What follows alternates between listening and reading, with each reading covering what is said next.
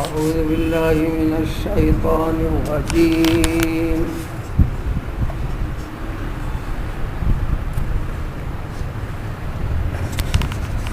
قل يا أيها الذين هادوا إن زعمتم أنكم أولياء لله من دون الناس فتمنوا الموت إن كنتم صادقين ولا يتمنونه أبدا بما قدمت أيديهم والله عليم بالظالمين.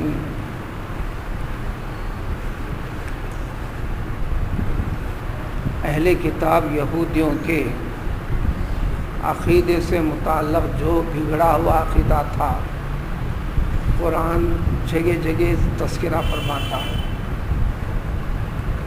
ان کے عقیدے کی تفصیل پیش کرتے ہوئے کہتا ہے کہ یہودی یہ سمجھتے ہیں کہ ہم پوری طرح نیک ہیں، اللہ والے ہیں، اللہ کے قریبی لوگ ہیں، جنت ہمارا حق ہے.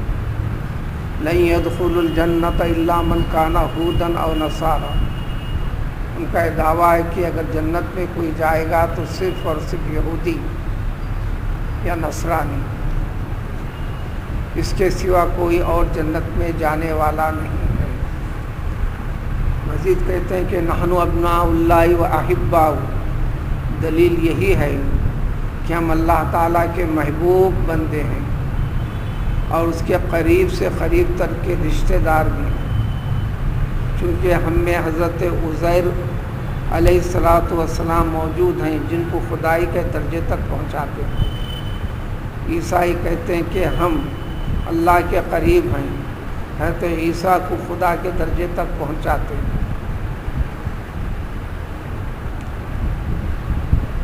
تو ایک چیز بتائی گئی ہے، کوئی بھی شخص یہ دعویٰ کر نہیں سکتا اور نہ اسے کرنا ہے کہ میں اس قدر نیک ہوں کہ میں مرتے ہی جنت میں ضرور جاؤں گا. انشاءاللہ سے جو چاہے کہہ سکتا ہوں، اللہ کی مرضی ہو تو میں جنتی ہوں ایسا کہہ سکتا ہوں، لیکن یہ سمجھنا کہ میں مرتے ہی جنت میں جاؤں گا. یہودیوں نے یہ دعویٰ کیا تھا. اگر ولو بالفرض ان کو عذاب ہوا بھی، نہیں یتمسن النار الا ایاما معدودہ، صرف چند دن ان کی قوم کے اوپر عذاب ہوں گا، زیادہ نہیں. وہ بھی حضرت موسیٰ علیہ السلام کے غیاب میں جب وہ کوہ طور کو گئے تھے تورات لانے کے لیے، اس درمیان میں ایک شخص کی غلط فہمی سے، غلط تعلیم و تربیت سے، جو سامری تھا، بچڑے کو ہم نے معبود بنا لیا تھا.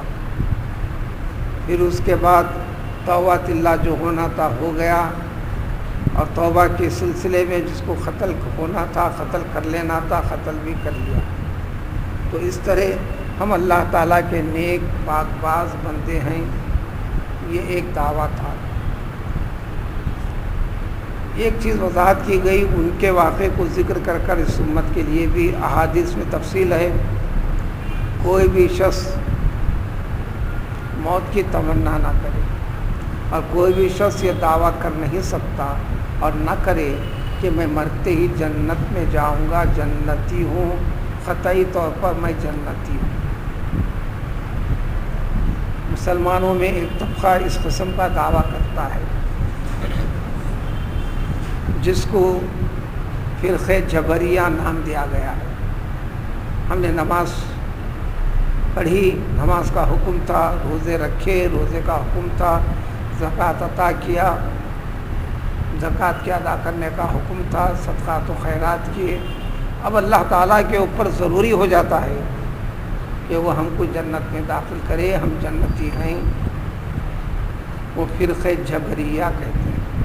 اس قسم کا اعتقاد یقین رکھنے والوں کو حضور صلی اللہ علیہ وسلم نے خود اسی وقت فرما دیا یہ فرقہ ضالہ ہے، گمراہ ہے. ظاہر میں مسلمانی ہیں، قرآن کی تلاوت کرتے ہیں، صوم و صلاۃ کے پکے پابند ہیں، لیکن عقیدہ بگڑا ہوا ہے. سارے اعمال کا دار و مدار عقیدے کے اوپر ہے، عقیدے کے بعد عمل ہے.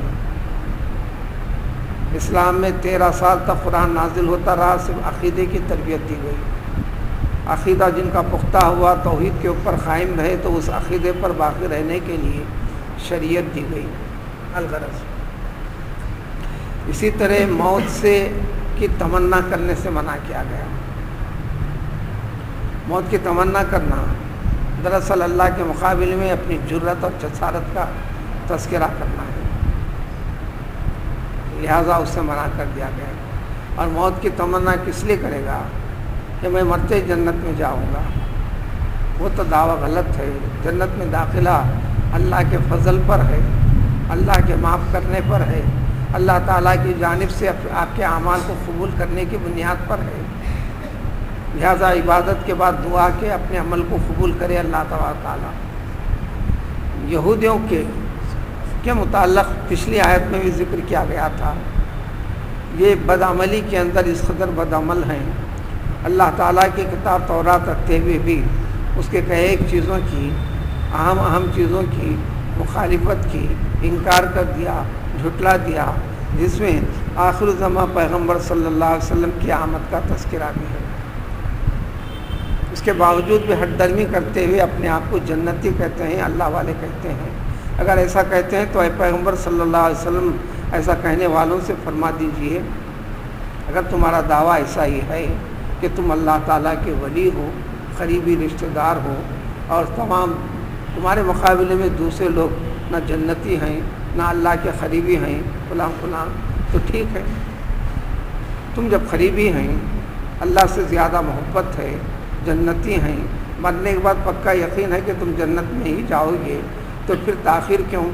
دنیا کی زندگی مشقت والی کیوں اٹھانا، جس کے اندر نشیب و فراز ہے، فکریں لاحق ہیں، صحت کبھی صحت باقی نہیں رہتی ہے۔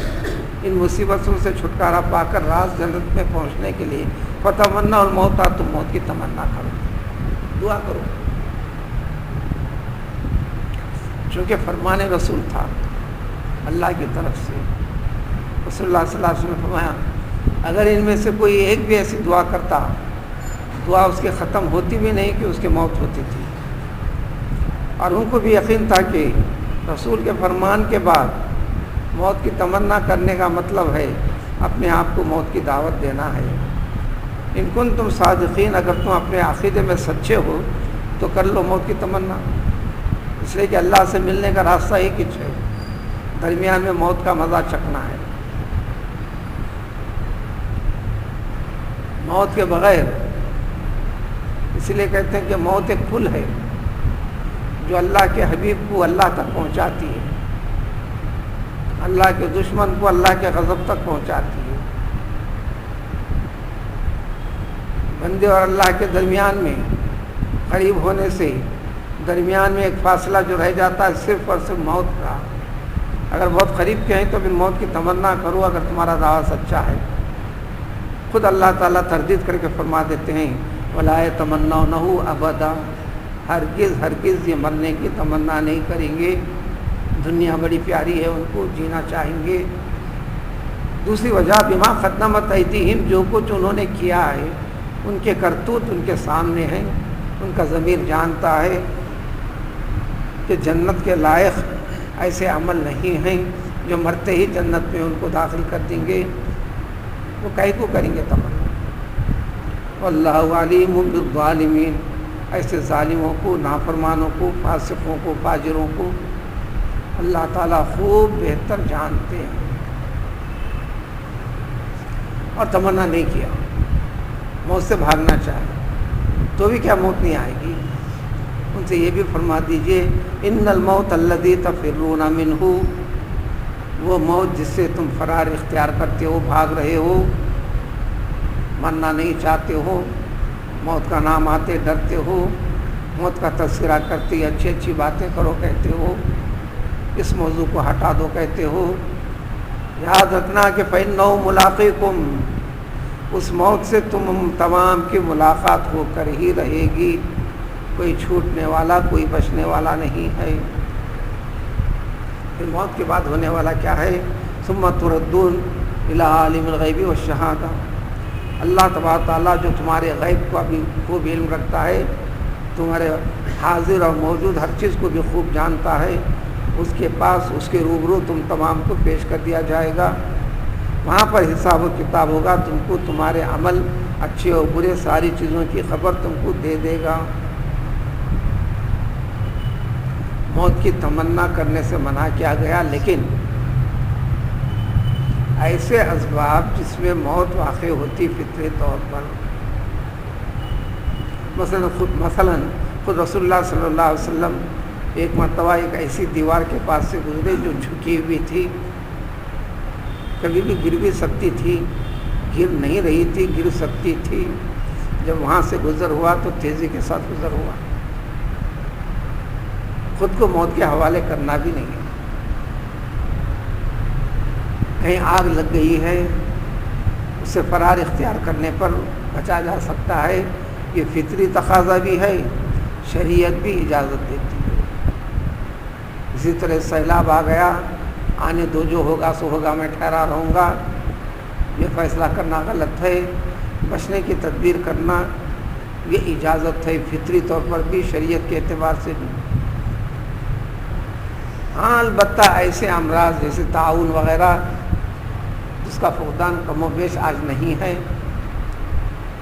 آج سے 50 سال پہلے یہ طاعون جیسی بیماریاں عام تھیں حیدرآباد کی، اس کے اوپر مستقل ایک تاریخ ہے۔ اس جیسی وبا، یہ امراض، یہ ایک بڑا پیچیدہ مسئلہ ہے، اس کے اوپر مستقل بحث ہے، مسائل ہیں۔ یہاں صرف اور صرف عقیدے کی بات ہے۔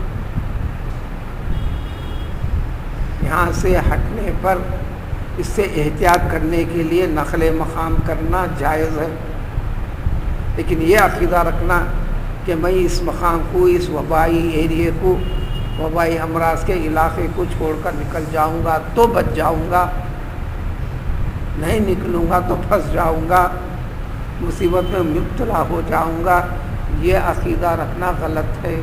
اس عقیدے کے تحت نکلنے سے منع کیا گیا، کیا ایسے متعدی امراض کی جگہ سے فرار ہونے سے منع کر دیا گیا، لیکن فطری طور پر شرعی اعتبار سے رکاوٹ نہیں ہے، یہاں سے احتیاط کے طور پر ہٹ جانا، مگر عقیدہ یہی کہ اللہ تبارک تعالیٰ کی مرضی کی بات ہے، احتیاط کے طور پر میں نکل رہا ہوں، یہ جائز ہے، لیکن یہ سمجھنا ہے کہ میرے نکلنے پر میری حفاظت ہے، نہ نکلنے پر میری موت ہے،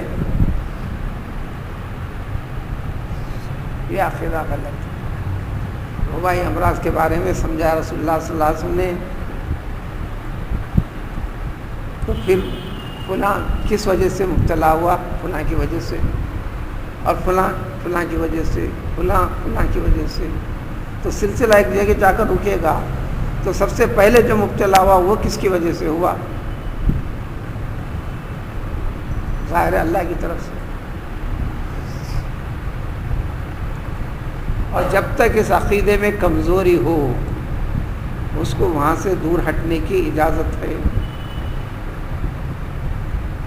بہرحال ہر چیز کے اندر مسلمان جو توحید ایمان کا سلسلہ ہے، اس میں عقیدہ اللہ کی طرف ڈالنا، آپ کی مصیبت کو بھی، آپ کی راحت کو بھی، آپ کی وجہ سے مجھے راحت پہنچی، یہ شرک کی قسم ہے، آپ کے سبب سے اللہ کے فضل سے ہوئی ہے، یہ درست ہے، اگر آج آپ میرا ساتھ نہیں دیتے تو میرا کیا ہوتا کہنا، یہ شرک ہے۔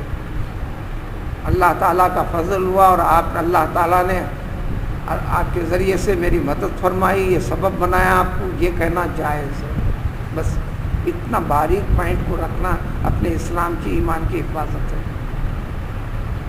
اس لیے کہ دنیا کے سارے کاروبار معاملات اسباب کے اوپر جڑے ہوئے ہیں، اور اسباب کا پیدا کرنے والا اللہ تعالیٰ ہے۔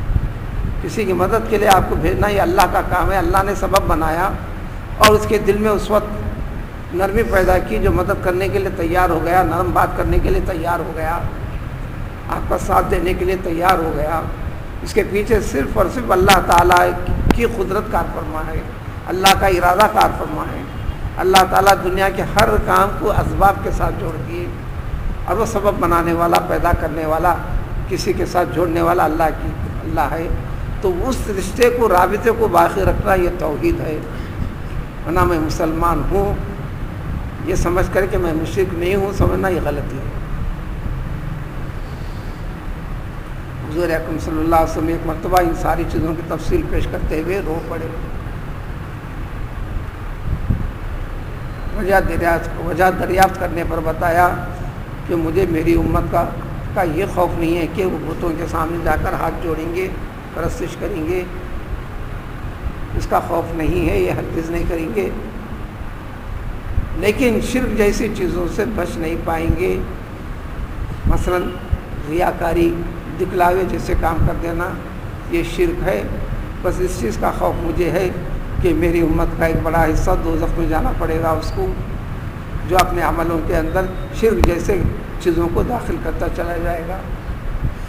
توحید کا سبق صرف عقیدے کی حفاظت کرنا ہے، اور ہر چیز میں، اچھے اور برے میں، ہم صرف پڑھ لیتے ہیں چھوڑ دیتے ہیں، والقدر خیرہ و شرہ من اللہ تعالی۔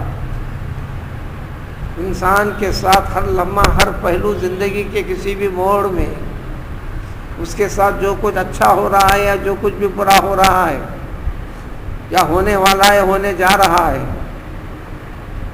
سب کچھ اللہ تعالیٰ کی طرف سے، وہ کس طریقے سے خیر ادھر ہو جاتا ہے لیکن اسباب اس کے ساتھ جڑ جاتے ہیں، شر ادھر ہو جاتا ہے، برا ہوتا ہے، اس کے ساتھ اسباب جڑ جاتے ہیں۔ انسان کی زندگی، انسان کا خیال اور فکر وہ اسباب کے حد تک گھوم کر رہ جاتا ہے۔ اسباب کے اوپر جو چیز ہے رب العزت کی، رب العالمین کی، اس کی قدرت کی، اس کے ارادے کی، اس کے حکم اور منشے کی، اس کی طرف توجہ نہیں کرتا۔ یہ توجہ کرنا یہ عقیدہ توحید ہے۔ ہر چیز میں اللہ تعالیٰ کو ماننا ہے، پھر یہ مان کر جب چلتا ہے، جب وہ مان کر جب اس کا شکریہ ادا کرتا ہے، پہلے اللہ کو ساتھ لا کر پھر بعد میں اس کو بیچ میں لا کر، تو پھر وہ کام اس کے لیے عبادت بن جاتا ہے۔ صرف نماز پڑھنے کا نام عبادت کہاں ہے؟ ساری عبادتوں میں سب سے بڑی اور اہم عبادت نماز ہے۔ ماں باقی انسان کا اٹھنا بیٹھنا، قول فعل عمل، ساری کی ساری چیزوں میں رب العزت کی طرف جوڑ کر اس کے صحیح طریقے سے آگے بڑھنا، یہ ساری کی ساری چیزیں عبادت بن جاتے ہیں، ثواب بن جاتے ہیں۔ الغرض یہاں تک کا تذکرہ اس آیتوں میں تھا یہودیوں کے بدعقیدگی کا، اس بدعقیدگی سے ان کا تذکرہ کر کر کے اس امت کو بھی تاکید کے اس قسم کے دعوے تم نہ کرو جس طرح وہ کرتے تھے۔ وہ صرف دعوے کرتے تھے، عمل سے پیچھے رہتے تھے۔ تم عمل کے ساتھ جڑ جاؤ اور اپنی ہر چیز کو اللہ تعالیٰ کے حکم اور منشے کے تحت جوڑ دو۔ پھر اس کے بعد مستقل طور پر اس سورہ کا دوسرا جو مختصر رکوع ہے، اس سورہ کا نام سورہ جمعہ ہے۔ جمعہ سے متعلق مستقل طور پر 3 آیتیں آ رہی ہیں۔ سبحان اللہ۔